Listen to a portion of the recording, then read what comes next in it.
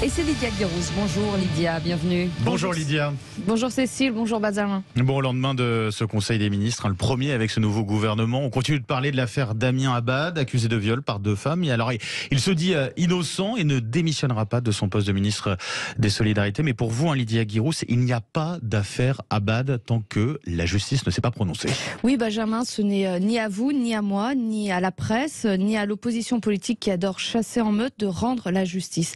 Encore moins sur la base de 2 affaires, dont la première, qui avait déposé une plainte, a été classée sans suite à 2 reprises par la justice, et la deuxième qui est en fait un signalement sur une plateforme au nom d'Observatoire des violences sexistes et sexuelles en politique, un nom trompeur qui donne l'impression que c'est un organisme officiel et qui est fondé en fait par l'inénarrable Alice Coffin, militante d'ultra-gauche, soutien de Sandrine Rousseau et de la NUPES de Jean-Luc Mélenchon, qui voit dans chaque homme un violeur ou un agresseur potentiel selon ses propres déclarations. Ça veut dire que, si je vous suis bien, d'après vous, Lydia, on est dans le règlement de compte politique ici ?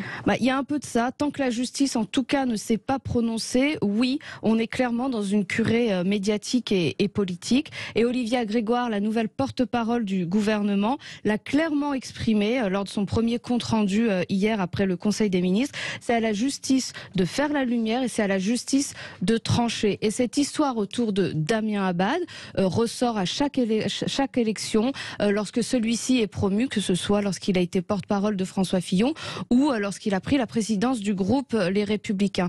Par ailleurs, il faut rappeler que la deuxième affaire arrive curieusement juste après celle qui a secoué la NUPES, des accusations notamment à caractère harcèlement sexuel contre Taha Bouas, dont on n'entend plus du tout parler, et cela à 3 semaines des législatives. Alors comprenons-nous bien, je ne remets absolument pas en cause la parole de ces femmes qui doivent être entendues et accompagnées. C'est absolument important, mais je n'ai aucune légitimité à la juger d'ailleurs, cette parole. Je constate simplement que le timing politique dans cette affaire peut servir les intérêts d'une certaine gauche. Alors du côté des LR, l'ancien parti de Damien Abad, ça réagit ?